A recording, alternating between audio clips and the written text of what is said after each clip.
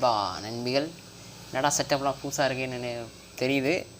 கொஞ்சம் ஓகேவா, கொஞ்சம் வேறு மாதிரி ட்ரை பண்ணலாம் தான். ஏன்னா இன்றைக்கி இந்த வீடியோ வந்து நான் ஒரு படம் பார்த்தேன். நான் என்றைக்குமே ஒரு படம் பார்க்குறேன்னா அது எந்த படமாக இருக்கட்டுமே, தமிழ் படமாக இருக்கட்டும், மலையாள படமாக இருக்கட்டும், ஹிந்தியோ, ஹாலிவுட் படமோ, கொரியன் மூவியோ, ஜாப்பனீஸ் மூவி, அனிமி எது இருந்தாலுமே அந்த படத்தை நான் ஒரு ஸ்லிப்பு பார்த்துட்டு நான் இம்ப்ரெஸ் ஆகிட்டேன்னா அந்த படத்தை ஃபுல்லாக பார்க்குறது வந்து ஒரு பழக்கமே, எனக்கு அது கெட்ட பழக்கமே சொல்லலாம். அப்படி நான் பார்க்கும்போது ஒரு படம் வந்துச்சு. அந்த படம் வந்து பார்க்கும்போதே தெரிஞ்சுது எனக்கு வந்து போஸ்டராக சரி ஒரு ஸ்லிப்பு பார்க்கும்போது தெரிஞ்சுது ரொம்ப பழைய படம் போல் இருக்குது அப்படின்னு தெரிஞ்சுது. சரி அதெல்லாம் சர்ச் பண்ணி பார்க்கும்போது தான் அந்த படம் வந்து தி பேட்ஸ்னு ஒரு படம். யார் எடுத்திருக்கா அதெல்லாம் கூகுள் பண்ணி பார்க்கும்போது ஆல்ஃப்ரெட் ஹிச்காக் அவர் ஆல்ஃப்ரெட் ஹிச்காக் அவர் யாருன்னா அவர் பெரிய அவர் பெருசாக பேர் தெரியும், ஆனால் பார்த்துருக்க மாட்டோம், அவங்க படம் என்ன தெரியாதுல்ல. அப்போ வந்து பெரிய ஒரு டைரக்டர். அவர் எடுத்தது தான் இந்த அமெரிக்கன் சைக்கோ, ரொம்ப ஃபேமஸான ஒரு படம் இல்லை. இந்த படம்லாம் வந்து டைம் வந்து 1980, 1940, 1960, 1950 அந்த டைமில் வந்து எடுத்துக்கிட்டு இருந்த டைமு. தி பேட்ஸ் படம் வந்து ஒரு 16 வருது, 1963 டைமில் வந்த படம் தி பேட்ஸ்னு.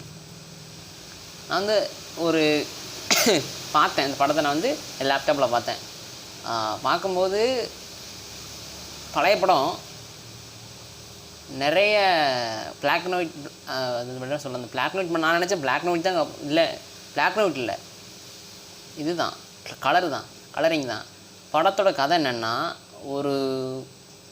ஒரு பெட் ஷாப்பில் வேலை பார்க்குற ஒரு பொண்ணு, அவங்க அப்பா ஒரு பெரிய ஆள். ஆனால் அந்த பொண்ணு வந்து ஒரு நாள் கடையில் வேலை பார்க்கும்போது அந்த ஒருத்தர் வராரு, இந்த மாதிரி தங்கச்சிக்கு வந்து பர்த்டே நான் கிஃப்ட் வாங்கணுன்றது மாதிரி லவ் பேர்ட்ஸ் இந்த வேறு ஏதாவது ஒரு கிளி அந்த மாதிரி வாங்குறதுக்காக வந்தேன்றதுக்காக வந்து பார்த்துட்டு வாங்கலை, ரிட்டன் போயிட்டார். ஆனால் இவங்களுக்கு என்னென்னா ஏதோ சொல்லியிருப்பார் போல இருக்குது, நான் வாங்கலை ஆனால் எனக்கு வந்து இது வந்து பிடிச்சிருக்கு, வாங்கலை ஆனால் பிடிச்சிருக்குன்றாங்க. எனக்கு அதுதான் புரியலை. ஓகேன்ட்டு இவங்க என்ன பண்ணியிருக்காங்கன்னா, இதெல்லாம் மறுநாள் அந்த ஆள் கொடுத்த அட்ரஸ்ஸு வண்டி நம்பரை நோட் பண்ணி அட்ரஸை கண்டுபிடிச்சி ஒரு இடத்துக்கு போகிறாங்க. இந்த கிஃப்ட்டை எடுத்துகிட்டு போகிறாங்க. அங்கே போனால் அங்கே தான் விசித்திரமாக ஒரு விஷயம் அவங்களுக்கு அந்த ஒரு ஊரில் தெரியுது. ஏன்னா அங்கே இருக்கிற காக்கா எல்லாமே வந்து திடீர்னு எல்லாம் சம்மந்தம் இல்லாமல் பறக்குதுங்க, கொத்துதுங்க அப்படின்னா போயிட்டுருக்கு. இவங்க உள்ளே ஊருக்குள்ளே போனதுக்கப்புறம் இவங்க பேர்ட்ஸை கொடுத்தாங்களா, இந்த பேர்ட்ஸால் இவங்களுக்கு என்ன நடந்துச்சு, ஏன்னா சம்மந்தமே இல்லாமல் இவங்க வந்து திடீர்னு பார்த்திங்கன்னா எல்லோரும் கொத்துது, இது வீட்டுக்குள்ளே வருது, அட்டாக் பண்ணுறது, இவங்களே அட்டாக் பண்ணுது, அந்த ஊரில் உள்ள ஸ்கூலில் இருக்க பிள்ளைங்கள்லாம் அட்டாக் பண்ணுது. இந்த ஊருக்கே புதுசாக இருக்குது இந்த என்ன நடக்குதுன்னுட்டு.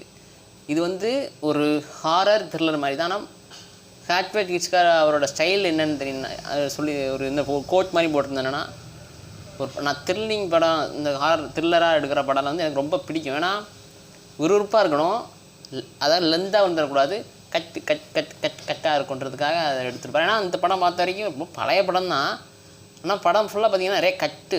ஒரு சீன் போதுனா கட்டு, அந்த சீனை அதுக்கு ஆப்போசிட்டில் சீன் வருமா அது ஒரு கட்டு, அது ரொம்ப நல்லாயிருக்கும். ஏன்னா மோஸ்ட் ஆஃப் ஆல் ஒரு ஹாரர் படம் மொத்தத்தில் பார்த்திங்கன்னா அந்த ஒரு அமைதி இருக்கும், அப்படியே ஒரு ஸ்லோவாக கேமரா போகிற மாதிரி இருக்கும், டக்குன்னு வர்ற மாதிரி இருக்கும் அப்படின்ட்டு. இதில் வந்து அந்த அளவுக்குலாம் இல்லை. ஏன்னா ஷார்ட்டை வந்து கரெக்ட் பண்ணி என்ன ஃபிலிம் மேக்கிங் படிக்கிறவங்க,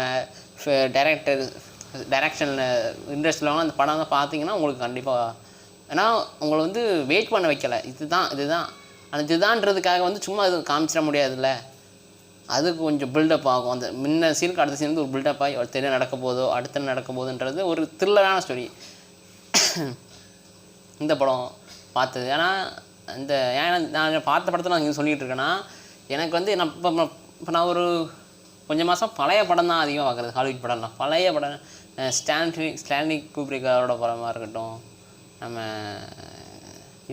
ஆல்ஃப்ரெட் ஹிச்காக்கோட படமாக இருக்கட்டும், எல்லாமே பழைய டைரக்டர் தானே அவங்களாம். இப்போ அவங்க இல்லை, ஆனால் அவங்க பண்ணி வச்ச படங்கள்லாம் வந்து இப்போவுமே ஒரு சில இப்போ கிறிஸ்டோபர் நீங்கள் அவர் கேட்டிங்கன்னா வந்து ஸ்டான்லி குப்ரிக் என்னோட இன்ஸ்பிரேஷன், அவரோட படம் எனக்கு இன்ஸ்பிரேஷன்.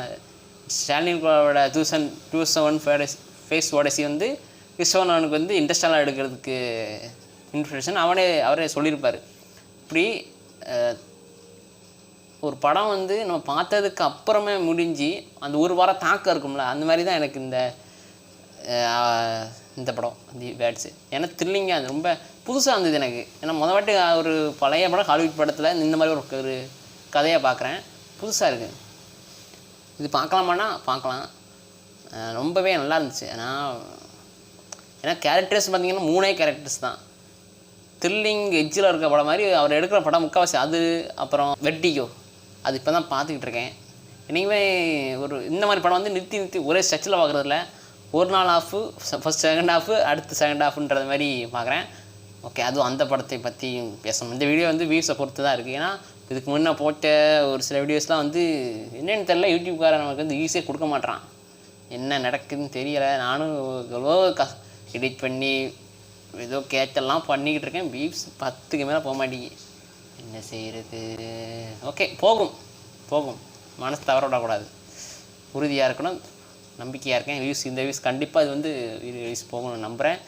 ஓகேங்க, இதை நான் வந்து சொல்லணும்னு நினச்சது. பிடிச்சிருந்தா இந்த சேனலை உங்கள் சப்போர்ட்டை கொடுங்க. மேலும் இந்த மாதிரி படத்தோட எக்ஸ்ப்ளனேஷனோ ஒரு ரிவ்யூவோ ஒரு டிஸ்கஷனோடையோ உங்களை வந்து பார்க்குறேன். அடுத்த ஒரு படத்தில் வந்து பார்க்குறேன். அடுத்து வேறு டைரக்டரோட வேறு வித்தியாசமான ஒரு படம் உங்களுக்கு காத்துக்கிட்டு இருக்குது. Okay, take care. சப்ஸ்கிரைப் பண்ணிடுங்க, மறந்துடாதீங்க. பாய்.